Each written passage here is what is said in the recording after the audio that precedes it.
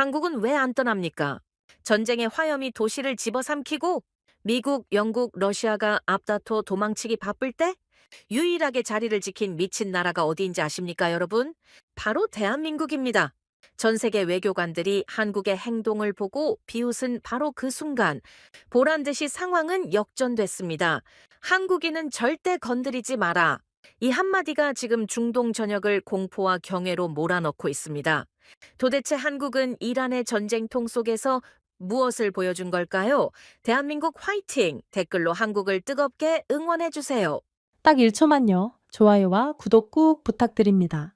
왜 한국 대사관은 아직 남아 있습니까? 새벽 3시 창문이 먼저 흔들렸습니다. 몇 초 뒤 공기가 갈라지는 소리가 들려왔고 멀리서 섬광이 번쩍였습니다. 폭격이었죠. 테헤란 하늘 위로 떨어지는 그 불빛을 보면서 저는 이불을 걷어내지도 못한 채 가만히 앉아 있었습니다. 이런 도시에서 대사관을 지키는 게 무슨 의미가 있겠습니까? 떠나는 게 정상입니다. 살아남는 게 먼저죠. 미국, 영국, 프랑스, 독일, 중국, 러시아까지 이름만 대면 알만한 나라들이 전부 빠져나갔습니다. 그런데 마지막까지 한 곳을 지키던 사람들이 있었어요. 27년 만에 처음으로 이해할 수 없는 나라를 만났습니다. 저는 레자 하세미입니다. 이란에서 에너지 안보를 연구해온 사람이고 이 분야에서만 27년을 보냈습니다. 국제관계라는 건 복잡해 보이지만 27년을 들여다보면 결국 하나로 귀결됩니다. 이익이 있으면 오고 이익이 없으면 떠나는 겁니다. 그날의 폭격은 이전과 확실히 달랐습니다. 간헐적으로 떨어지던 폭격이 아니라 조직적이고 연속적인 타격이었죠. 건물이 흔들릴 때마다 유리창에 금이 갔고 새벽 공기 속에는 콘크리트 먼지와 화약 냄새가 뒤섞여 있었습니다. 이 도시에서 27년을 살았지만 그날의 공기는 분명히 달랐어요. 본능이라는 게 있지 않습니까? 말로 설명할 수는 없지만 몸이 먼저 알아채는 그런 감각 말입니다. 사람들은 이미 느끼고 있었습니다. 이번은 길어질 거라는 걸요. 그리고 그 예감은 틀리지 않았습니다. 며칠 사이에 외교가의 풍경이 완전히 바뀌었습니다. 가장 먼저 움직인 건 유럽 국가들이었죠. 대사관 차량들이 줄지어 빠져나갔고 검은 승용차들이 새벽마다 공항 방향으로 달렸습니다. 그 뒤를 중국 인력들이 조용히 따랐고 러시아 측도 핵심 인원만 남긴 채 대부분을 빼냈습니다. 미국계 기업들은 이야기할 것도 없었어요. 폭격이 본격화되기 전에 이미 흔적도 없이 사라진 뒤였습니다. 불과 일주일 전까지 각국 국기가 펄럭이던 거리가 이제는 텅 빈 도로 위에 먼지만 날리고 있었죠. 저는 그 장면을 보면서 아무런 감정이 들지 않았습니다. 놀랍지도 분하지도 서운하지도 않았어요. 원래 그런 겁니다. 국제사회란 위기가 오면 떠나는 곳이고 위험이 사라지면 다시 돌아오는 곳입니다. 우정도 없고 의리도 없습니다. 있는 건 계산뿐이죠. 그건 제가 27년 동안 배운 유일한 진실이었고 단 한 번도 깨진 적이 없는 공식이었습니다. 연구소 분위기도 마찬가지였습니다. 직원들은 하나둘 가족을 먼저 국경 밖으로 보내기 시작했고 책상 옆에는 언제든 들고 나갈 수 있는 가방이 놓여 있었습니다. 점심시간에 모여 앉아도 연구 이야기는 더 이상 나오지 않았어요. 자네는 어디로 갈 생각입니까? 터키 쪽이 그나마 안전하지 않겠습니까? 대화라고 할 것도 없었습니다. 살아남을 경로를 계산하는 것, 그게 전부였죠. 그때 한 후배 연구원이 밥을 먹다 말고 조용히 입을 열었습니다. 선배님, 이제 남아있을 나라는 없겠죠? 저는 숟가락을 내려놓지도 않고 고개를 끄덕였습니다. 국제사회란 원래 그런 거야. 그건 위로도 아니었고 설명도 아니었습니다. 그냥 사실이었을 뿐이에요. 아무도 반론을 달지 않았고 그 자리에 있던 모두가 같은 생각을 하고 있다는 걸 알 수 있었습니다. 위기 앞에서 남는 나라는 없다. 그게 현실이니까요. 그런데 그날 저녁 이상한 소식 하나가 들어왔습니다. 연구소 복도에서 동료 하나가 저를 불러 세우더니 목소리를 낮추며 말했습니다. 하셈이 이거 확인해봤습니까? 한국 대사관이 아직 남아있다는 보고가 올라왔습니다. 저는 처음엔 웃어버렸습니다. 말도 안 되는 소리 하지 마. 이 상황에서 남아있을 나라가 어디 있어. 진심으로 그렇게 생각했습니다. 오류이거나 철수 일정이 늦어진 것이거나 아직 정리가 덜 된 것이겠거니 했죠. 그런데 두 번째 경로에서도 같은 이야기가 들어왔습니다. 그리고 세 번째 전혀 다른 출처에서도 동일한 내용이 확인됐습니다. 저는 더 이상 웃을 수가 없었어요. 결국 직접 확인에 나섰습니다. 보고 채널을 뒤지고 외교가 쪽 지인에게 연락을 넣었죠. 그리고 돌아온 답변은 이랬습니다. 한국은 교민을 전부 내보냈습니다. 하지만 외교관들은 남아 있습니다. 저는 그 말을 듣고 한동안 아무 말도 하지 못했습니다. 교민을 내보냈다는 건 자국민은 이미 안전하다는 뜻입니다. 그러면 끝난 겁니다. 떠나야 하는 겁니다. 그게 모든 나라의 표준 대응이에요. 이라크에서도 그랬고 리비아에서도 그랬고 아프가니스탄에서도 그랬습니다. 자국민 철수가 완료되면 외교관도 함께 빠지는 겁니다. 그런데 한국은 교민을 전부 내보내놓고도 외교관들이 그 자리에 서 있었습니다. 이건 제27년의 공식으로는 설명이 되지 않는 상황이었습니다. 며칠 뒤 더 믿기 어려운 소식이 들려왔습니다. 대사관 숙소 인근에 폭탄이 떨어졌습니다. 저는 그 보고를 받는 순간 확신했습니다. 이제는 떠날 것이다. 아무리 버틴다 해도 이건 다릅니다. 숙소 인근이면 직접적인 위협이 된 겁니다. 이건 명분이 되고 이건 이유가 됩니다. 어떤 나라든 이 상황에서 철수하지 않으면 오히려 비판을 받을 수 있는 조건이었어요. 떠나도 아무도 뭐라 하지 않을 상황이었습니다. 그런데 그들은 떠나지 않았습니다. 저는 그 소식을 전해준 동료의 얼굴을 바라봤습니다. 그도 같은 표정이었어요. 설명할 수 없다는 얼굴이었습니다. 저는 의자에 등을 기대고 천장을 올려다봤습니다. 머릿속에서 하나의 문장이 떠올랐습니다. 남아있는 건 죽겠다는 뜻이었습니다. 그 도시에서 그 조건에서 떠날 수 있는데도 남는다는 건 그런 의미였습니다. 그들은 떠날 수 있었습니다. 하지만 그러지 않았어요. 저는 그때 처음으로 이해할 수 없는 나라를 보았습니다. 27년 동안 단 한 번도 깨지지 않던 공식이 그날 밤 처음으로 금이 갔습니다. 그리고 그때는 몰랐습니다. 이게 단순한 외교적 선택이 아니라는 걸요. 다음 날 아침 저는 평소보다 일찍 연구소로 향했습니다. 밤새 폭격이 이어졌지만 새벽녘에 잠깐 소강 상태가 찾아왔고 그 틈을 타서 움직인 거였죠. 거리에는 사람이 거의 없었습니다. 간간히 군용 차량이 지나갈 뿐 평소 같으면 출근길 차량으로 붐비던 도로가 텅 비어 있었어요. 연구소에 도착하니 최소 인원만 남아 있었습니다. 이상하게도 그날은 모두가 말수가 적었습니다. 불안 때문이 아니었어요. 이미 받아들인 사람들의 침묵이었습니다. 어제까지만 해도 어디로 갈 것인가를 놓고 웅성거리던 사람들이 오늘은 각자 자리에 앉아 화면만 바라보고 있었죠.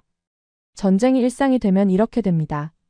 공포가 사라지는 게 아니라 공포에 반응할 에너지마저 소진되는 겁니다. 저도 마찬가지였습니다. 어젯밤 한국 대사관 이야기가 머릿속에 남아있긴 했지만 아침이 되니 그것도 희미해졌어요. 전쟁터에서는 매일 이상한 소식이 들려오거든요. 그 대부분은 확인되지 않은 채 사라지고 며칠 지나면 아무도 기억하지 못합니다. 저는 한국 대사관 잔류 소식도 그런 종류의 이야기라고 스스로 정리하고 있었습니다. 그때 회의실에서 작은 파일 하나가 열렸습니다. 정기 브리핑 시간이었고 담당자가 최근 수집된 정보들을 정리해서 올린 자료였죠. 대부분은 전선 상황 업데이트와 주변국 동향 같은 일상적인 내용이었습니다. 저는 늘 하던 대로 화면을 훑어 내려갔어요. 별다른 건 없었습니다. 그런데 자료 중간에 출처가 불분명한 문서 하나가 끼어 있었습니다. 공식 채널을 통해 올라온 것이 아니라 현장에서 수집된 비공식 정보를 그대로 옮겨놓은 것이었죠. 보통이라면 이런 자료는 바로 넘깁니다. 검증되지 않은 정보에 시간을 쓸 여유가 없으니까요. 그런데 그 문서에는 단 한 줄이 적혀 있었습니다. 한국은 절대 건드리지 마라. 저는 그 문장을 보고 그 자리에서 웃어버렸습니다. 옆에 앉아있던 동료가 제 표정을 보더니 물었습니다. 뭐가 그렇게 웃기나? 저는 화면을 가리키며 말했어요. 이거 봐. 한국을 건드리지 말라는 문장이 올라와 있어. 동료가 화면을 들여다보더니 코웃음을 쳤습니다. 출처도 없는 거잖아. 전쟁통에 이런 소문이 하루에 몇 개씩 도는데 뭘. 그러니까 말이야. 저도 같은 생각이었습니다. 전쟁터에서 이런 종류의 소문은 매일같이 돌아다니거든요. 어느 나라가 비밀 무기를 갖고 있다느니, 어느 세력이 배후에 있다느니 그런 이야기들이 끊임없이 만들어지고 퍼지죠. 그 대부분은 공포가 만들어낸 허상입니다.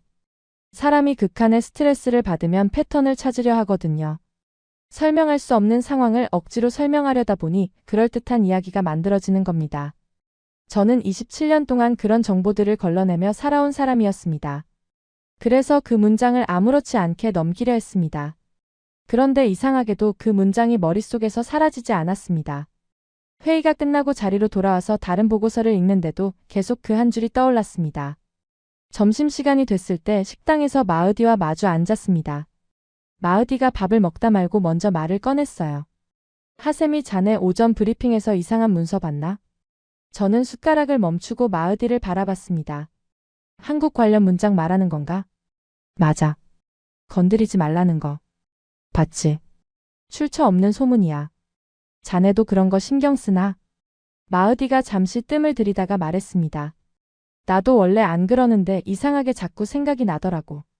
저는 가볍게 웃었지만 속으로는 마으디와 같은 느낌을 받고 있었습니다. 근거가 없는 문장인데 머릿속에서 떠나질 않는 거였어요. 점심을 먹고 자리로 돌아온 뒤에도 마찬가지였습니다. 보고서를 읽고 있는데 문득 그 문장이 스쳐가는 겁니다. 한국은 절대 건드리지 마라. 저는 스스로를 다잡았습니다. 이건 의미 없는 정보다. 넘겨. 경험이 그렇게 말하고 있었고 논리도 같은 결론을 내리고 있었습니다. 근거가 없었으니까요. 출처도 불분명하고 맥락도 없고 누가 왜 그런 말을 했는지도 알 수 없는 문장이었습니다. 그런데 오후에 상황이 달라졌습니다. 다른 팀에서 올라온 자료를 검토하고 있었는데 그 안에 또 그 문장이 들어 있었습니다. 한국은 건드리지 마라. 표현은 약간 달랐지만 내용은 동일했어요. 그런데 결정적인 차이가 하나 있었습니다. 경로가 달랐습니다. 아침에 본 문서와는 완전히 다른 정보망을 통해 올라온 자료였어요.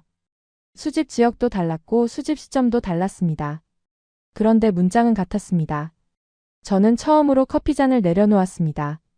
정보 분석에서 가장 중요한 원칙 중 하나가 있습니다. 서로 다른 경로에서 동일한 메시지가 반복적으로 나타나면 그건 더 이상 소문이 아니라 신호라는 겁니다. 단일 출처의 정보는 무시할 수 있어요. 하지만 독립된 복수의 경로에서 같은 내용이 올라오면 그건 검증의 대상이 됩니다. 이건 제가 만든 기준이 아니라 정보 분석의 기본 중의 기본이에요. 저는 팀원을 불렀습니다. 이거 확인해봤나? 이 문장 몇 번이나 올라온 거지?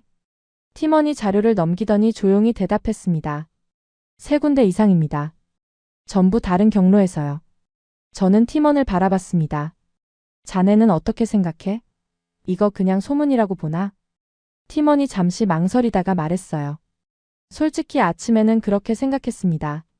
그런데 3군데서 올라오니까 좀 다르지 않습니까? 뭐가 다른데? 소문이 복사된 거라면 출처가 같아야 하잖아요. 그런데 이건 경로가 전부 다릅니다. 서로 다른 곳에서 같은 판단이 내려졌다는 뜻 아닙니까? 저는 고개를 끄덕였습니다. 팀원의 말이 맞았어요.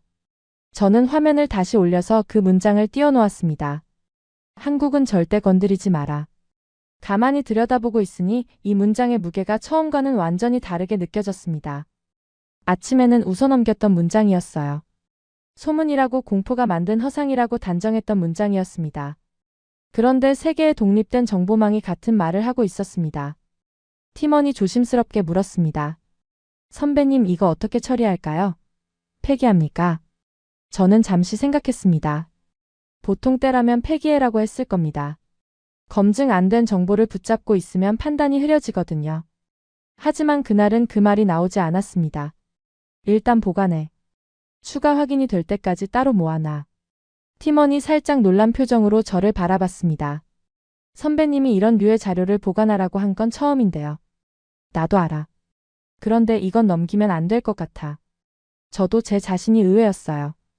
27년 동안 이런 류의 정보를 한 번도 보관한 적이 없었으니까요. 그날 저녁 연구소를 나서면서 저는 한 가지 사실을 인정해야 했습니다. 근거는 없었습니다. 논리적으로 이 문장에 의미를 부여할 이유가 없었어요. 그런데 반복됐습니다. 그리고 그 반복이 저를 불편하게 만들고 있었습니다. 전쟁터에서 소문을 믿는 사람은 오래 버티지 못합니다. 하지만 반복되는 신호를 무시하는 사람도 마찬가지죠. 저는 그 경계선 위에 서 있었습니다. 집으로 돌아오는 길에 다시 한번 폭격음이 들려왔습니다. 저는 걸음을 멈추지 않았어요. 이미 익숙해진 소리였으니까요. 하지만 머릿속에서는 그 문장이 계속 따라오고 있었습니다. 한국은 절대 건드리지 마라. 지우려 해도 지워지지 않았습니다. 그리고 그 순간 저는 깨달았습니다. 이건 단순한 소문이 아닐 수도 있다는 것을요.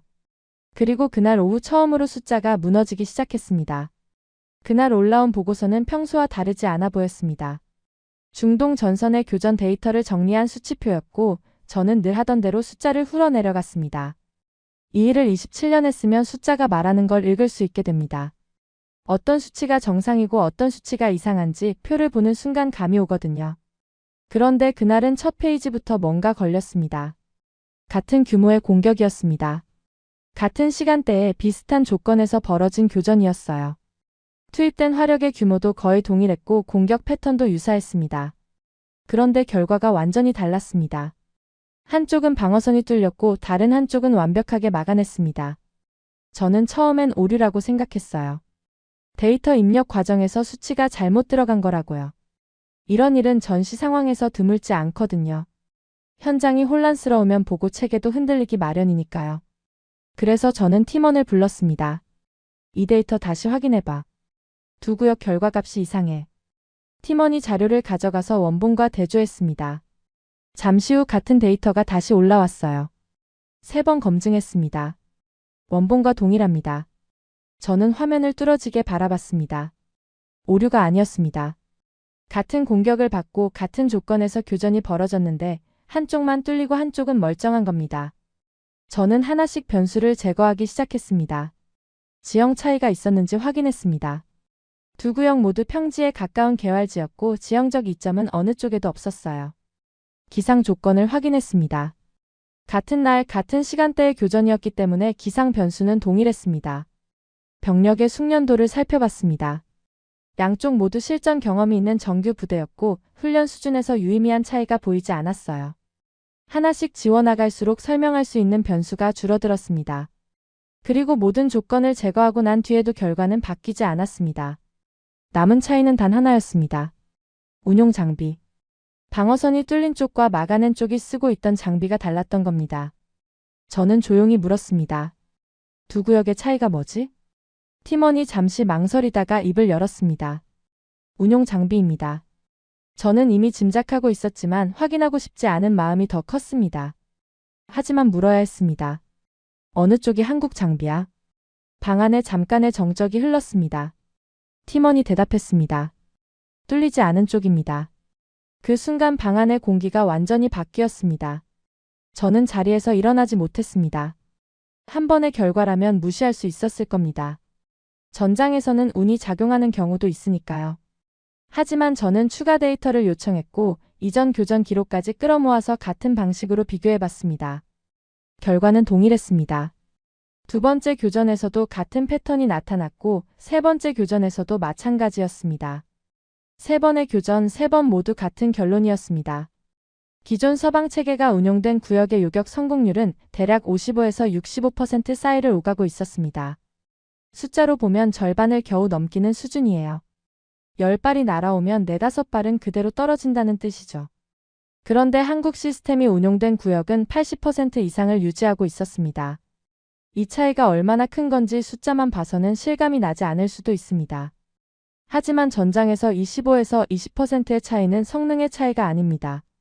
장비가 달라지면 생존율이 달라집니다. 그 수치 안에 사람이 있거든요. 더 놀라운 건 다중 목표 대응이었습니다. 여러 발이 동시에 날아오는 상황에서 기존 체계는 제한적으로만 대응할 수 있었습니다. 우선순위를 정해서 하나씩 처리하는 방식이었고 그 과정에서 빠지는 것들이 생기는 거죠. 하지만 한국 시스템은 동시 대응이 가능했습니다. 그리고 반응 속도에서도 차이가 뚜렷했어요. 기존 장비에서는 탐지부터 요격까지 지연이 발생하는 구간이 있었는데 한국 장비는 그 공백이 거의 없었습니다.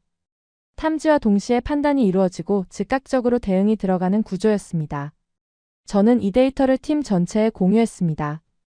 회의실에 연구원 4명이 모였고 화면에 비교표를 띄워놓았습니다. 처음에는 아무도 말이 없었어요.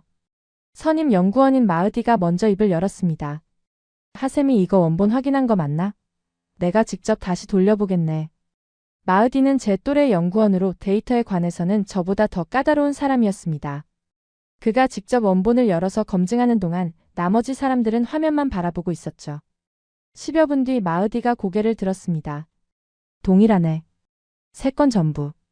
그 말이 떨어지자 회의실 분위기가 확 달라졌습니다. 젊은 연구원 하나가 중얼거렸어요. 설마 한국이라는 나라가 이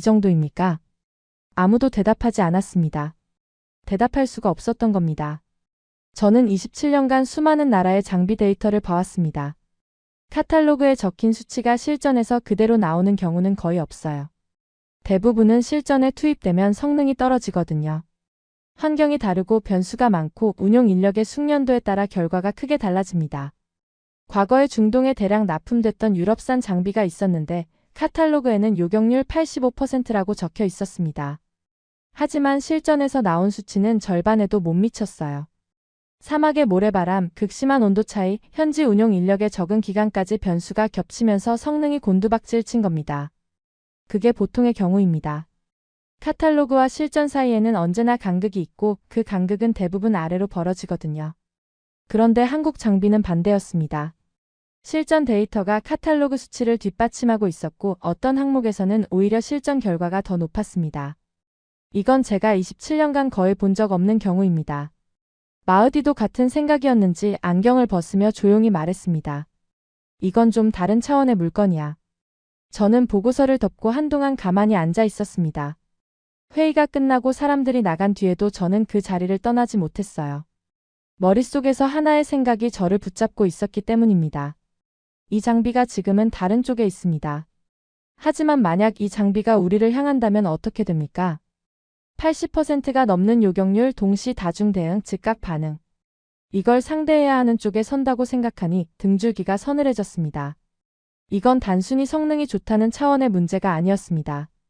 이 장비를 가진 쪽은 살아남고 상대하는 쪽은 뚫린다는 뜻이었으니까요.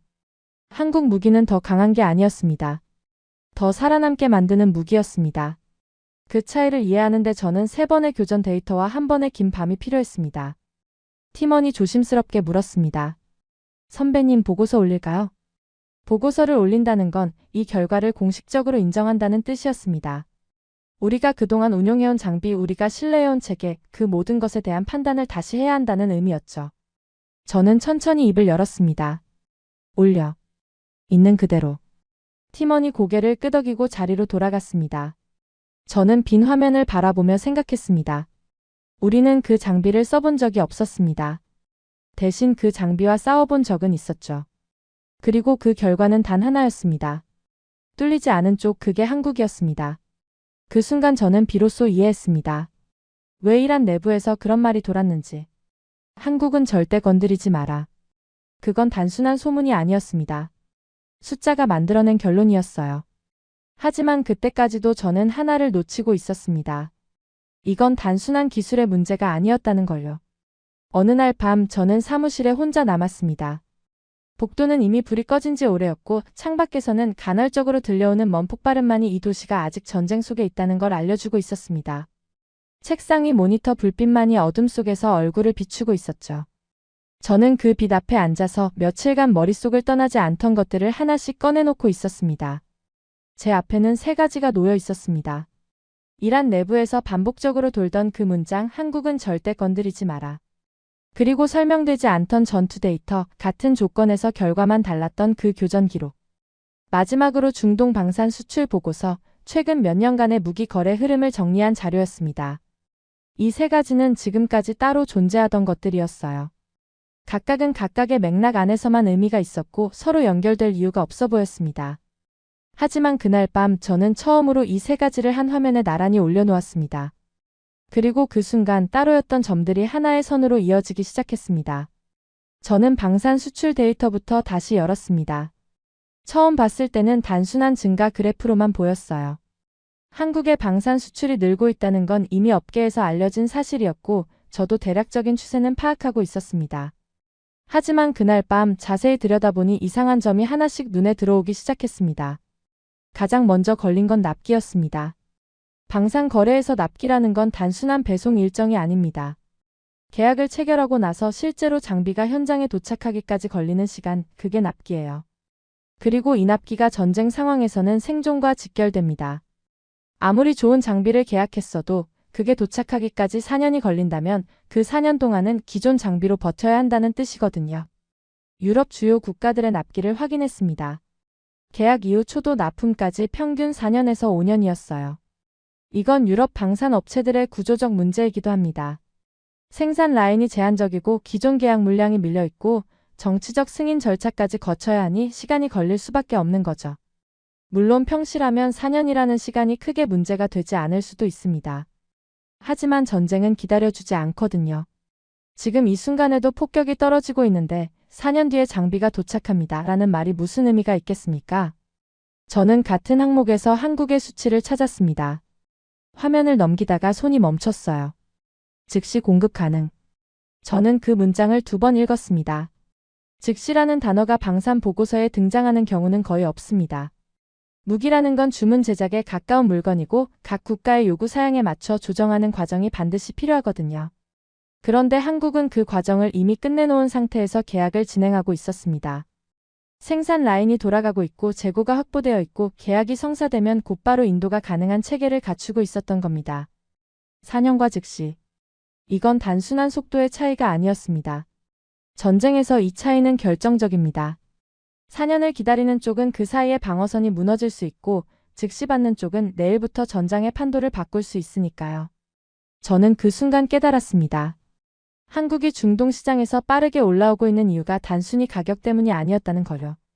그들은 필요한 순간에 필요한 것을 줄 수 있는 유일한 나라였던 겁니다. 저는 다음 페이지를 넘겼습니다.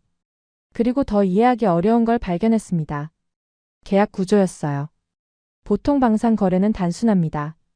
장비를 만들어서 납품하고 대금을 받으면 끝이죠. 이후 유지보수가 필요하면 별도 계약을 체결하고 부품이 필요하면 추가로 구매해야 합니다. 그게 전 세계 방산 시장의 표준 구조예요. 파는 쪽은 장비를 팔고 사는 쪽은 장비를 사는 겁니다. 관계는 거래에서 시작되고 거래에서 끝나죠. 그런데 한국의 계약 구조는 달랐습니다. 장비 납품 안에 기술 이전이 포함되어 있었어요. 현지 생산 지원도 들어가 있었고 장기 유지보수 체계까지 하나의 계약 안에 묶여 있었습니다. 저는 화면을 보며 이해할 수가 없었습니다. 그때 사무실 문이 열렸습니다. 마으디였어요. 아직도 여기 있었나? 불도 안 켜고 뭘 보고 있는 거야? 마으디가 제 옆으로 와서 화면을 들여다봤습니다. 저는 계약 구조 비교표를 가리키며 말했습니다. 이것 좀 봐. 한국 방산 계약 구조야. 기술 이전이 포함되어 있어. 마으디가 화면을 잠시 훑어보더니 미간을 찌푸렸습니다. 기술 이전? 무기를 팔면서 만드는 법까지 알려준다고? 그렇다네. 말이 안 되지 않나. 기술을 넘기면 상대가 직접 만들 수 있게 되잖아. 그러면 다음엔 안 사도 되는 거 아닌가? 저는 고개를 끄덕였습니다. 나도 처음엔 그렇게 생각했어. 이건 장사하는 사람이라면 절대 안 할 선택이거든. 마으디가 의자를 끌고 앉으며 물었습니다. 그런데 왜 하는 건데? 저는 한참을 생각한 뒤에 화면을 넘기며 설명했습니다. 기술을 넘기면 그 나라가 자체 생산을 하게 되잖아. 자체 생산이 가능해지면 유지보수도 현지에서 돌아가고 장비가 실전에서 안정적으로 운용되기 시작해. 그러면 다음 세대 장비도 같은 곳에서 사게 되는 거야. 신뢰가 쌓이니까. 마으디가 잠시 침묵하다가 천천히 고개를 끄덕였습니다. 단기적으로 손해를 보는 것처럼 보이지만 장기적으로는 그 나라 방위체계 전체가 한국 중심으로 돌아가게 된다는 건가. 그렇지. 그 순간 내 머릿속에서 무언가가 뒤집혔습니다. 이건 무기를 파는 구조가 아니었습니다. K9 자주포가 전 세계 자주포 시장 점유율 50% 이상을 차지하고 있다는 건 알고 있었습니다. 하지만 그 숫자의 의미를 제대로 이해하지 못하고 있었어요. K9이 많이 팔린 건 성능이 좋아서만이 아니었습니다. 납기가 빠르고 기술 이전이 가능하고 현지 생산을 지원하고 유지보수까지 책임지는 구조였기 때문에 선택된 겁니다. 장비 하나를 파는 게 아니라 그 장비를 중심으로 한 전체 생태계를 심는 방식이었던 거죠. 저는 마으디를 바라보며 천천히 말했습니다. 이건 무기 거래가 아니야. 마으디가 눈을 가늘게 뜨며 되물었습니다. 그러면 뭔데? 전쟁 인프라야. 그 나라가 전쟁을 수행할 수 있는 구조 자체를 만들어주고 있는 거라고. 마으디가 한동안 아무 말 없이 화면을 바라봤습니다. 그리고 조용히 말했어요. 그러면 이건 단순히 경쟁자가 늘어난 게 아니라 기준 자체가 바뀌고 있다는 뜻이군. 저는 대답 대신 고개를 끄덕였습니다. 사무실 창밖의 폭발음은 여전했지만 제 머릿속은 지금까지와는 전혀 다른 생각으로 가득 차 있었습니다. 한국은 제품을 수출하는 나라가 아니라 시스템을 수출하는 나라였고 결과를 파는 나라였습니다. 며칠 뒤 저는 우연히 한국 대사관 관련 보고를 접하게 됐습니다. 연구소에서 정기적으로 취합하는 외교 동향 자료 안에 포함되어 있던 것이었는데 처음엔 별 생각 없이 넘기려 했어요. 교민 철수에 관한 단순한 기록이라고 생각했거든요. 한국이 교민을 내보냈다는 건 이미 알고 있었고 그 과정에 대한 행정적 보고쯤으로 여겼습니다. 그런데 첫 몇 줄을 읽고 나서 저는 화면에서 눈을 떼지 못했습니다. 그건 철수 보고가 아니었습니다. 작전 기록이었어요. 한국 외교관들은 교민들이 어디에 있는지를 하나하나 파악하고 있었습니다. 테헤란 시내에만 있었던 게 아닙니다. 외곽 지역에 흩어져 있던 교민들, 다른 도시에 체류하던 사람들까지 전부 위치를 확인하고 있었어요. 그리고 각 교민의 위치에서 가장 안전한 이동 경로를 계산해서 집결 지점까지의 이동 계획을 수립해 놓았습니다. 그 거리가 얼마였는지 아십니까? 1200km였습니다. 1200km라는 숫자를 잠시 생각해 보시길 바랍니다. 평시에 도로 사정이 좋은 상태에서도 하루 넘게 걸리는 거리예요. 그런데 이건 평시가 아니었습니다. 폭격이 이어지고 있었고 도로는 언제 끊길지 모르는 상황이었습니다. 통신은 불안정했고 검문소가 수시로 설치되고 해제되는 혼란 속이었죠. 그 조건에서 1200km에 걸쳐 흩어진 사람들을 모아서 안전하게 빼내겠다는 건 단순한 의지만으로 되는 일이 아닙니다. 치밀한 계획과 실시간 판단 그리고 현장에서 직접 움직이는 사람이 필요한 일이에요. 저는 보고서를 계속 읽어 내려갔습니다. 지도 위에 경로가 그려져 있었고 각 구간별 위험도가 표시되어 있었습니다. 주 경로가 폭격으로 차단될 경우를 대비한 우회 경로까지 마련되어 있었어요. 이건 책상에 앉아서 계획만 세운 게 아니라는 뜻이었습니다. 현장의 도로 상태와 폭격 패턴을 실시간으로 확인하면서 경로를 조정하고 있었다는 뜻이거든요. 저는 읽으면서 팀원에게 화면을 돌려 보여줬습니다. 이거 봐. 이게 외교관이 하는 일처럼 보이나? 팀원이 화면을 들여다보더니 고개를 저었습니다. 이건 작전 계획서 아닙니까? 군사 작전이랑 다를 게 없는데요. 나도 그렇게 봤어. 군인도 아닌 사람들이 이걸 짜고 직접 실행했다는 거야. 팀원이 잠시 말을 잃었습니다. 저는 다시 화면으로 돌아가 보고서를 끝까지 내려보았습니다. 그리고 손이 멈췄습니다. 마지막 페이지였어요. 거기에는 짧은 기록 하나가 남아 있었습니다. 최종 집결 인원 확인 중. 저는 그 문장을 다시 읽었습니다. 인원 확인이라는 건 평범한 절차입니다. 사람 수를 세고 명단과 대조하는 거니까요.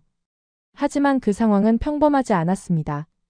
폭격이 계속되고 있었고 통신은 끊겼다 이어지기를 반복하고 있었으며 이동 경로는 언제든 차단될 수 있는 상태였습니다.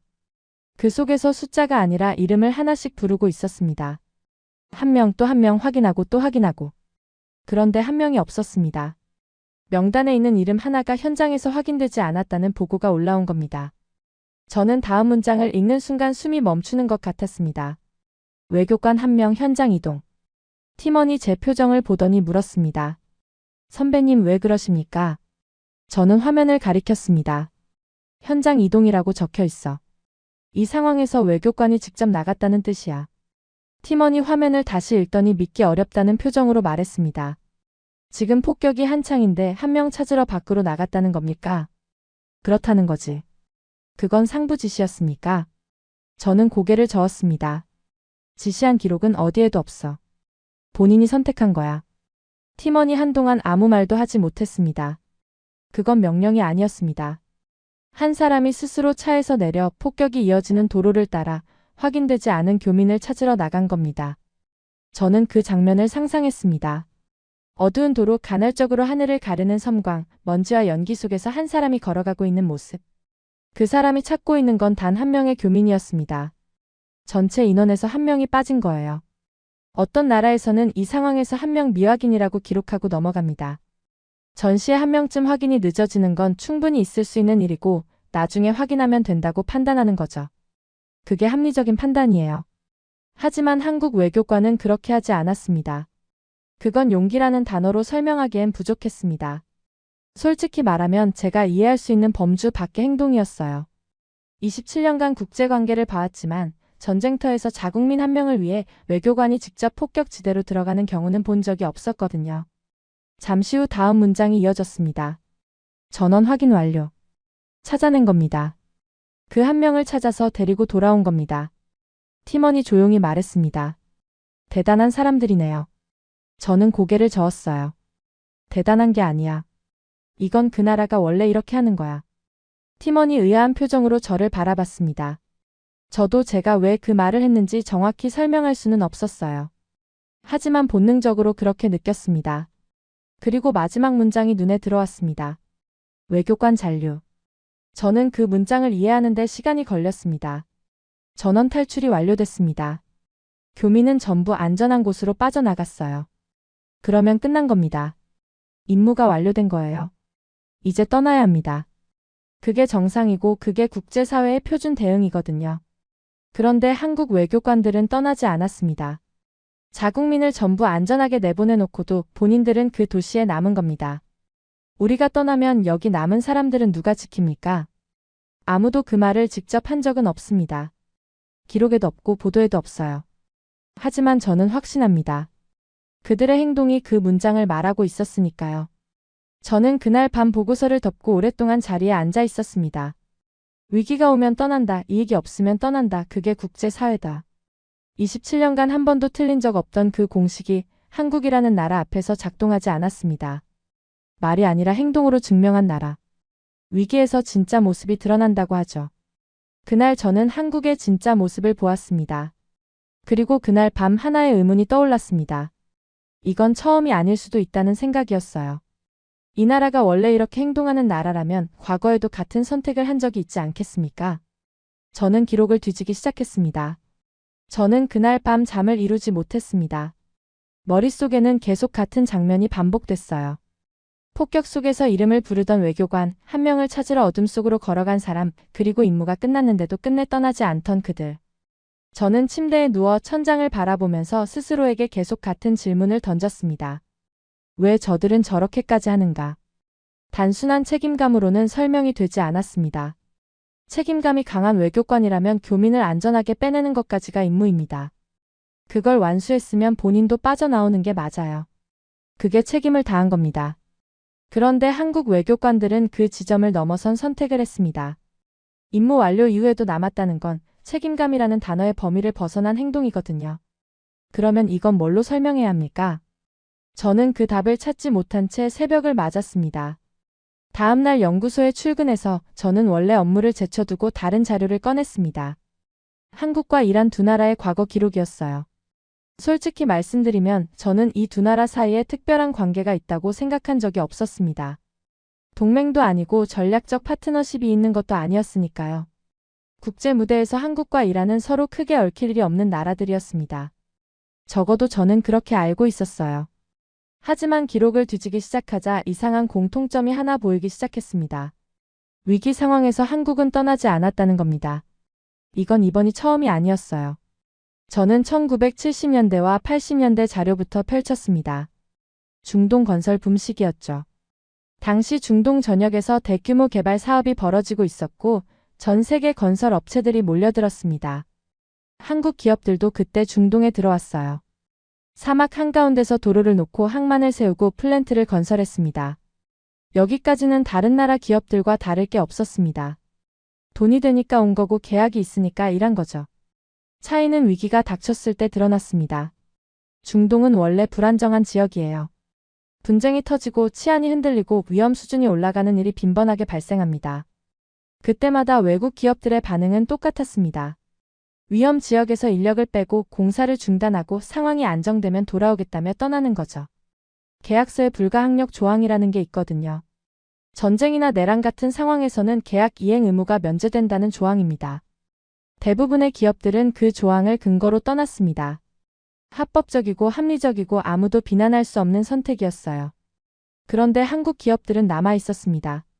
위험 지역에서 다른 나라 업체들이 짐을 싸는 동안 한국 노동자들은 현장을 지키고 있었어요. 저는 처음에 이걸 읽고 의아했습니다. 마흐디에게 자료를 보여주며 물었습니다. 이거 좀 봐. 이 시기에 한국 기업들이 위험 지역에서 공사를 계속했다는 기록이야. 단순히 돈 때문이었을까? 마흐디가 자료를 넘기더니 고개를 갸웃거렸습니다. 불가항력 조항 쓰면 떠날 수 있었을 텐데. 그러니까 말이야. 그런데 안 썼어. 그러면 뭐야, 손해를 보면서도 남았다는 건가? 기록을 보면 그래. 경제적으로 이득이 아닌 상황에서도 공사를 끝까지 완료한 사례들이 있어. 마흐디가 잠시 생각하다가 말했습니다. 계약을 맺으면 끝까지 하는 거군. 빠져나갈 구멍이 있어도 안 빠져나가는 거야. 저는 고개를 끄덕였습니다. 저는 다음 자료를 넘겼습니다. 시간대가 훨씬 가까워진 기록이었어요. 국제 제재 시기였습니다. 이란에 대한 국제 제재가 본격화되면서 외국 기업들이 이란 시장에서 빠져나가기 시작했습니다. 이건 분쟁 때문이 아니라 정치적 압력 때문이었죠. 이란과 거래하면 제재 대상이 될 수 있다는 위험이 생긴 겁니다. 당연히 대부분의 나라들이 등을 돌렸습니다. 유럽 기업들이 떠났고 아시아 기업들도 빠져나갔어요. 사업을 정리하고 사무실을 닫고 연락을 끊는 게 일반적인 대응이었습니다. 그런데 한국 기업들은 완전히 떠나지 않았습니다. 물론 제재의 영향을 안 받을 수는 없었어요. 거래 규모가 줄었고 사업 형태도 바뀌었습니다. 하지만 관계 자체를 끊지는 않았어요. 형태는 달라졌지만 연결은 유지됐습니다. 에너지 분야와 플랜트 분야에서 협력의 끈이 가늘어지긴 했어도 완전히 사라지지는 않았던 겁니다. 마흐디가 자료를 같이 보다가 물었습니다. 제재를 받으면서까지 관계를 유지할 이유가 뭐가 있었겠나? 경제적으로 따지면 손해가 훨씬 큰 선택이었지. 이란 시장에서 얻는 이익보다 제재 리스크 때문에 다른 곳에서 잃을 게 더 컸을 거야. 그런데도 안 끊었다고? 완전히 등을 돌리지는 않았어. 규모는 줄었지만 관계는 남겨뒀더라고. 마흐디가 팔짱을 끼고 잠시 생각하다가 말했습니다. 자네가 보여준 건설 시기 기록이랑 같은 패턴이군. 빠질 수 있는데 안 빠지는 거야. 저는 기록들을 시간 순서대로 쭉 놓고 바라봤습니다. 하나의 패턴이 선명하게 보였어요. 1970년대 건설 현장에서 위험 속에도 남았고 제재 시기에 다른 나라들이 떠날 때도 관계를 유지했고 지금 폭격이 떨어지는 테헤란에서 외교관들이 남아 있습니다. 수십 년이라는 시간이 흘렀는데도 행동의 방향은 한 번도 바뀌지 않았어요. 그 순간 저는 깨달았습니다. 이건 특별한 상황에서 특별한 결정을 내린 게 아니었다는 걸요. 한국은 원래 이렇게 행동하는 나라였습니다. 위기가 오면 떠나는 게 아니라 위기 속에서도 자기가 맺은 관계를 지키는 나라였어요. 저는 마흐디를 바라보며 천천히 말했습니다. 이 나라는 신뢰를 쌓는 방식이 근본적으로 다르네. 대부분의 나라는 이익이 있을 때 관계를 만들고 이익이 사라지면 관계도 정리하잖아. 그런데 한국은 이익이 사라진 뒤에도 관계를 놓지 않아. 그러니까 상황이 다시 돌아왔을 때 가장 먼저 찾게 되는 나라가 되는 거야. 마흐디가 잠시 침묵하더니 고개를 끄덕였습니다. 그래서 방산 시장에서도 그렇게 빠르게 자리를 잡은 건가? 저는 대답하지 않았지만 속으로는 같은 생각을 하고 있었습니다. 그날 저녁 연구소를 나서면서 모든 것이 하나로 연결되는 느낌이 들었습니다. 전장에서 결과가 달라졌던 이유, 사람들이 한국 장비를 찾는 이유, 그리고 이란 내부에서 그 문장이 퍼진 이유까지. 한국은 절대 건드리지 마라. 그건 단순히 무기가 강해서가 아니었습니다. 한번 맺은 관계를 끝까지 지키는 일관성, 그것이 수십 년에 걸쳐 쌓이면서 만들어낸 문장이었습니다. 한국은 위기에서 달라지는 나라가 아니었습니다. 위기에서도 변하지 않는 나라였어요. 그리고 그것이야말로 가장 두려운 상대의 조건이라는 걸 저는 그날 비로소 이해했습니다. 그때까지 저는 모든 것을 이해했다고 생각했습니다. 한국이 왜 전장에서 다른 결과를 만들어내는지, 왜 위기 속에서도 떠나지 않는지, 왜 수십 년에 걸쳐 같은 방식으로 행동하는지. 며칠에 걸쳐 데이터를 뒤지고 기록을 파고 패턴을 확인하면서 퍼즐이 하나씩 맞춰졌다고 느꼈습니다. 하지만 이해하는 것과 선택하는 것은 전혀 다른 문제였습니다. 그 차이를 며칠 뒤 저는 직접 마주하게 됩니다. 그날은 평소보다 조용했습니다. 폭격이 뜸해진 날이었는데 오히려 그래서 더 불안했어요. 전쟁에서 조용한 날은 쉬는 날이 아니거든요. 다음 공격을 준비하고 있다는 뜻인 경우가 많습니다. 연구소 분위기도 묘하게 긴장되어 있었죠. 오후에 긴급회의가 소집됐습니다. 마흐디가 회의실 문을 열며 말했어요. 하셈이 들어와. 윗선에서 내려온 안건이야. 회의실에는 이미 5명이 모여 있었습니다. 평소 브리핑과는 분위기가 달랐어요. 화면에 띄어진 건 전투 시나리오가 아니라 외교관계 재검토 보고서였습니다. 담당자가 설명을 시작했습니다. 전쟁이 장기화되면서 에너지 수출 경로 안정성이 핵심 의제로 올라왔습니다. 특히 호르무즈 해협을 통과하는 주요 교역국과의 관계를 재점검해야 한다는 지시가 내려왔습니다. 호르무즈 해협이라는 단어가 나온 순간 회의실의 공기가 달라졌습니다. 이란에게 호르무즈 해협은 단순한 바닷길이 아니거든요. 전 세계 원유 수송의 상당 부분이 이 좁은 해협을 통과합니다. 이 길을 누구에게 열어두고 누구에게 닫느냐가 곧 이란의 가장 강력한 외교 카드예요. 전쟁 상황에서 이 카드의 무게는 평시와 비교할 수 없을 만큼 커집니다. 담당자가 화면을 넘기며 주요 교역국 목록을 보여줬습니다. 저는 목록을 후려 내려가다가 한 줄에서 멈췄습니다. 대한민국. 한국은 이란으로부터 에너지를 수입해온 주요 국가 중 하나였고 호르무즈 해협을 통과하는 한국 선박의 물동량은 무시할 수 없는 규모였습니다. 제재 이후 거래 규모가 줄긴 했지만 에너지 수급 구조상 한국과의 관계는 여전히 의미가 있었어요. 그때 젊은 연구원 하나가 질문을 던졌습니다. 한국은 어떻게 봐야 합니까? 기존처럼 일반 교역국으로 분류해도 되는 겁니까? 그 질문 하나로 회의실이 조용해졌습니다. 저는 그 순간 이상한 기분이 들었어요. 우리는 지금까지 한국을 수많은 교역국 중 하나로만 봐왔습니다. 특별히 중요하지도 않고 특별히 위협적이지도 않은 중간 규모의 아시아 국가 정도였죠. 하지만 그 질문은 달랐습니다. 분류가 아니라 판단을 요구하고 있었어요. 누군가 말했습니다. 미국의 동맹국 아닙니까? 서방 진영으로 묶어서 보면 될 것 같은데요. 마흐디가 고개를 저었습니다. 그렇기엔 행동이 다르지 않나. 서방 국가들은 전부 빠졌는데 한국만 남아 있었어. 미국 동맹국이 미국과 다른 행동을 한 거야.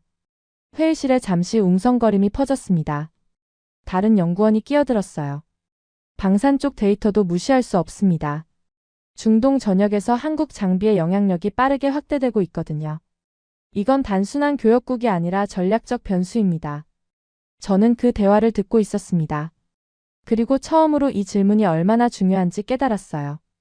우리는 지금 한 나라를 기존의 틀 안에 둘 것인지 아니면 완전히 다른 범주로 옮길 것인지를 결정해야 하는 순간에 서 있었습니다. 마흐디가 저를 바라봤습니다. 하셈이 자네가 며칠째 한국 관련 자료를 파고 있었잖나. 자네 생각은 어떤가? 모두의 시선이 저에게 쏠렸습니다. 저는 잠시 말을 고르다가 천천히 입을 열었습니다. 그 나라는 우리가 알고 있던 나라가 아닙니다. 회의실이 조용해졌어요. 저는 말을 이었습니다. 전장에서 결과를 바꿀 수 있는 방산 역량을 갖고 있고 위기 상황에서 다른 나라들과 완전히 다른 행동을 합니다. 전쟁통의 대사관을 지킨 나라예요. 교민을 빼내고 나서도 외교관이 남은 나라입니다. 그리고 수십 년간 이란과의 관계를 완전히 끊지 않은 나라이기도 하고요. 잠시 침묵이 흘렀습니다. 젊은 연구원이 물었어요. 그래서 결론이 뭡니까? 저는 대답했습니다. 호르무즈를 여는 겁니다. 한국 선박의 안전 통행을 보장하고 에너지 협력 채널을 유지하는 거예요. 이 나라와는 관계를 끊으면 안 됩니다. 그 순간 반발이 나왔습니다. 선임 연구원 하나가 미간을 찌푸리며 말했어요. 우리가 왜 먼저 손을 내밀어야 합니까? 한국이 뭔데 이란이 먼저 관계를 챙겨야 하는 겁니까? 저는 그 말을 이해했습니다. 자존심의 문제였거든요. 이란은 중동의 지역 강국이고 호르무즈 해협이라는 세계 에너지의 목줄을 쥐고 있는 나라입니다. 그런 우리가 동아시아의 한 국가에게 먼저 관계를 유지하자고 제안한다는 건 체면상 쉬운 선택이 아니었어요. 하지만 저는 며칠간 확인한 것들을 알고 있었습니다. 손을 내미는 게 아닙니다. 계산하는 겁니다. 저는 화면을 가리키며 말을 이었어요. 이 나라의 방산 장비가 중동 전역으로 퍼지고 있습니다. 주변국들이 한국 시스템으로 방위 체계를 재편하고 있어요. 그 장비가 우리를 향할 가능성을 생각해 본 적 있습니까? 한국과의 관계가 끊기면 호르무즈에서의 우리 입지도 좁아집니다. 바닷길을 열어두는 건 한국을 위한 게 아니라 우리를 위한 겁니다. 회의실이 조용해졌습니다. 아무도 반박하지 않았어요. 마흐디가 천천히 고개를 끄덕이며 말했습니다. 자네 말이 맞네. 이건 호의가 아니라 전략이야. 저는 대답 대신 화면을 바라봤습니다. 27년 동안 저는 국제관계를 이익의 교환으로만 봐왔습니다. 하지만 한국이라는 나라를 분석하면서 이익만으로는 설명되지 않는 행동이 존재한다는 걸 알게 됐어요. 그리고 역설적이게도 그런 나라일수록 전략적으로 더 중요한 상대가 된다는 걸 이번에 배웠습니다. 이익으로 움직이는 나라는 이익이 사라지면 떠나지만 원칙으로 움직이는 나라는 예측이 가능하거든요. 예측 가능한 상대와 관계를 유지하는 건 전쟁 중에는 그 무엇보다 값진 겁니다. 회의가 끝난 뒤 마흐디가 복도에서 저를 불러 세웠습니다. 하셈이 솔직히 말해봐. 자네는 언제부터 이렇게 생각하고 있었나?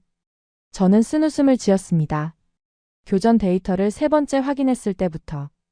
그때 이미 답은 나와 있었어. 그런데 왜 바로 말 안 했나? 인정하기 싫었으니까. 우리가 이 나라를 낮춰봤다는 걸 받아들이는 게 쉽지 않더라고. 마으디가 잠시 침묵하다가 고개를 끄덕였습니다. 나도 마찬가지였네. 그날 이후 회의에서 한국에 관한 논의의 톤이 완전히 달라졌습니다. 더 이상 한국을 어떻게 볼 것인가라는 질문은 나오지 않았어요. 대신 나오는 질문은 하나였습니다. 한국과의 채널은 유지되고 있습니까? 그것만 확인했습니다. 그 순간 저는 깨달았습니다. 이건 단순한 전쟁 중의 판단이 아니라 기준이 바뀐 순간이라는 걸요. 전쟁은 계속되고 있습니다. 하지만 저는 어느 순간부터 폭격 소리에 익숙해져 있었어요. 처음엔 창문이 흔들릴 때마다 몸이 굳었는데 이제는 먼 곳에서 둔탁한 소리가 들려도 고개조차 돌리지 않게 됐습니다. 공포가 사라진 게 아닙니다. 공포에 반응할 여력이 남아있지 않은 거예요. 전쟁이 길어지면 사람은 그렇게 됩니다. 무감각해지는 거죠. 그런데 이상한 일이 하나 있었습니다. 전쟁의 소음에는 무뎌졌는데 한 가지에 대해서만은 오히려 감각이 날카로워지고 있었어요. 한국이라는 이름이 들릴 때마다 저는 반사적으로 귀를 기울이게 됐습니다. 회의에서든 복도 대화에서든 보고서 한 줄에서든 한국이라는 단어가 등장하면 저도 모르게 집중하고 있었죠. 며칠 전까지만 해도 수십 개 교역국 중 하나에 불과했던 그 이름이 이제는 제 머릿속에서 완전히 다른 무게를 갖고 있었습니다. 그날 오후 회의는 평소와 분위기가 달랐습니다. 정기 브리핑이 아니라 전쟁 장기화에 따른 중장기 전략을 논의하는 자리였어요. 참석자도 평소보다 많았고 분위기도 무거웠습니다. 각 분야 담당자들이 돌아가며 현황을 보고했고 저도 에너지 안보 파트에서 짧은 발표를 마쳤습니다. 그런데 보고가 끝나갈 무렵 한 사람이 조용히 질문을 던졌습니다. 한국은 어떻게 대해야 합니까? 회의실이 순간 멈춘 것 같았어요. 저는 그 질문을 듣고 잠시 말을 잃었습니다. 단순한 외교적 질문이 아니었거든요. 이건 전략이었습니다. 어떻게 대해야 하느냐는 질문에는 그 나라를 어떤 존재로 규정할 것인가라는 판단이 담겨 있었어요. 그리고 그 순간 저는 깨달았습니다. 우리가 한국을 바라보는 방식이 완전히 바뀌고 있다는 것을요. 누군가가 먼저 입을 열었습니다. 미국 동맹국입니다. 기본적으로는 서방 진영에 포함시켜야 하지 않겠습니까? 마으디가 바로 반응했어요. 동맹 구조상으로는 그렇지. 하지만 이번 전쟁에서 한국이 보여준 행동은 서방 국가들과 확실히 달랐어. 같은 진영에 속해 있으면서도 독자적인 판단으로 움직인 거야. 다른 참석자가 끼어들었습니다. 방산 영향력도 고려해야 합니다. 중동 주변국들이 한국 장비로 체계를 전환하고 있는 상황에서 한국을 단순히 서방 진영의 하위 파트너로 묶는 건 현실과 맞지 않습니다. 저는 그 대화를 듣고 있었습니다. 모두가 같은 결론을 향해 가고 있었지만 아무도 먼저 그 말을 꺼내지 않고 있었어요. 그때 젊은 연구원이 핵심을 찔렀습니다. 그러면 한국을 적으로 볼 겁니까? 아니면 건드려선 안 되는 존재로 둘 겁니까? 회의실의 공기가 팽팽해졌습니다. 적과 아군이라는 이분법으로는 분류할 수 없는 나라. 그게 지금 한국이 놓인 위치였어요. 저는 천천히 입을 열었습니다. 그 나라는 강해서 위험한 게 아닙니다. 모두가 저를 바라봤습니다. 한국과 적이 되면 버틸 수 없기 때문에 위험한 겁니다. 잠시 침묵이 흘렀어요. 저는 말을 이었습니다. 생각해 보십시오. 전장에서 결과를 뒤집는 장비를 만드는 나라입니다. 그 장비를 필요한 순간에 즉시 공급할 수 있는 생산력을 가진 나라예요. 기술까지 이전하면서 상대국의 방위체계를 통째로 재편하는 나라이기도 하고요. 이런 나라가 우리의 적편에 서면 어떻게 됩니까? 호르무즈를 통과하는 한국 선박을 위협하는 순간 우리는 이 나라의 모든 역량을 적으로 돌리게 되는 겁니다. 회의실이 조용해졌습니다. 그리고 그 누구도 반박하지 않았어요. 마으디가 팔짱을 풀고 몸을 앞으로 숙이며 물었습니다. 그러면 자네 판단은 뭔가? 구체적으로. 저는 대답했습니다. 한국을 기존 분류 체계에서 빼야 합니다. 일반 교역국도 아니고 단순한 미국 동맹국도 아닙니다. 이 나라는 독립적인 전략 고려 대상으로 격상시켜야 해요. 호르무즈 통행 보장, 에너지 채널 유지, 외교적 관계 안정화. 이 세 가지를 한국에 대해서는 별도로 관리해야 합니다. 선임 연구원이 물었습니다. 그게 한국을 특별 대우하자는 뜻입니까? 저는 고개를 저었습니다. 특별 대우가 아니라 현실 인식입니다. 이미 중동의 전장 구도가 바뀌고 있어요. 한국의 영향력은 앞으로 더 커질 겁니다. 지금 관계를 잘못 설정하면 나중에 돌이킬 수 없는 상황이 올 수 있습니다. 회의가 끝난 뒤 저는 사무실에 혼자 남았습니다. 창밖에서는 여전히 간헐적으로 폭발음이 들려왔지만 제 머릿속은 전쟁 소리가 아닌 다른 것으로 가득 차 있었어요. 저는 의자에 등을 기대고 천장을 바라보며 지난 며칠간의 일들을 처음부터 되짚어봤습니다. 처음에는 웃어넘겼습니다. 한국 대사관이 남아있다는 소식을 듣고 말도 안 된다고 했죠. 그 다음에는 무시하려 했어요. 한국은 절대 건드리지 말아라는 문장을 보고 소문이라고 치부했습니다. 하지만 그 소문은 3군데 이상의 경로에서 반복됐고 교전 데이터는 3번 모두 같은 결론을 내렸습니다. 한국의 방산 구조를 분석하면서 무기가 아니라 전쟁 인프라를 수출하는 나라라는 걸 알게 됐고 폭격 속에서 교민 한 명을 찾으러 나간 외교관의 기록을 읽으면서 말문이 막혔습니다. 수십 년간의 기록을 뒤져보니 이 나라는 한 번도 방향을 바꾼 적이 없었어요. 그리고 오늘 우리는 이 나라와의 관계를 전략적으로 재설정해야 한다는 결론에 도달했습니다. 마흐디가 퇴근 전에 사무실 문을 두드렸습니다. 아직 안 갔나? 조금 더 있다 가려고. 마흐디가 문틀에 기대서며 물었어요. 자네 27년 동안 이런 나라 본 적 있나? 저는 솔직하게 대답했습니다. 없어. 나도 없네. 마흐디가 쓴웃음을 지으며 덧붙였습니다. 참 묘한 나라야. 적도 아니고 동맹도 아닌데 무시할 수가 없어. 저는 고개를 끄덕였습니다. 그래서 더 중요한 거야. 예측할 수 없는 나라는 위험하지만 예측 가능하면서 강한 나라는 반드시 계산에 넣어야 하거든. 마흐디가 잠시 생각하다가 말했습니다. 그 계산을 안 하면? 그러면 우리가 당하는 거지. 마흐디가 고개를 끄덕이고 돌아갔습니다. 사무실에 다시 혼자가 됐습니다. 저는 모니터를 끄고 어둠 속에 앉아 있었어요. 27년이었습니다. 27년 동안 저는 국제관계를 분석해왔고 한 가지를 믿어왔습니다. 국제사회에는 영원한 친구도 없고 영원한 적도 없다고요. 이익이 있으면 오고 이익이 없으면 떠나는 것이 세계의 본질이라고 믿었습니다. 그건 냉소가 아니라 경험에서 나온 확신이었어요. 단 한 번도 틀린 적이 없었으니까요. 하지만 이번에 알게 됐습니다. 그 공식에 예외가 존재한다는 걸요. 영원한 친구도 없고 영원한 적도 없다고 했지만 영원히 기억되는 나라는 존재합니다. 위기에서 떠나지 않았던 행동, 폭격 속에서 사람을 찾으러 나간 선택, 수십 년간 한 번도 등을 돌리지 않았던 일관성. 그런 것들은 이익 계산으로 설명되지 않고 그래서 잊히지 않습니다. 그리고 지금 그 자리에 있는 나라는 대한민국입니다. 저는 어둠 속에서 창밖을 바라봤습니다. 테헤란의 밤하늘에는 여전히 가끔씩 섬광이 번쩍였어요. 하지만 저는 더 이상 그 빛이 두렵지 않았습니다. 두려운 건 따로 있었거든요. 이 나라를 제대로 보지 못한 채 27년을 보냈다는 사실. 그게 저에게는 폭격보다 더 큰 충격이었습니다. 한국은 두려운 나라가 아니었습니다. 반드시 계산해야 하는 나라였어요. 그리고 그 계산을 가장 늦게 시작한 사람이 바로 저였습니다. 지금까지 우인스의 수진이었습니다. 오늘도 끝까지 함께 해주셔서 정말 감사합니다. 수진이랑 우인스 다음에도 함께해요. 오늘도 행복한 하루 되세요. 사랑합니다. 우이스 우리들의 이야기 작은 꿈도 커지는 이 순간 웃으며 함께 나가요 모두의 마음이 크게 울려요. 당신만의 감동 이야기가 늘 당신 곁에서 따뜻한 순간으로 남길 바랍니다. 다음에도 따뜻한 이야기로 다시 찾아올게요.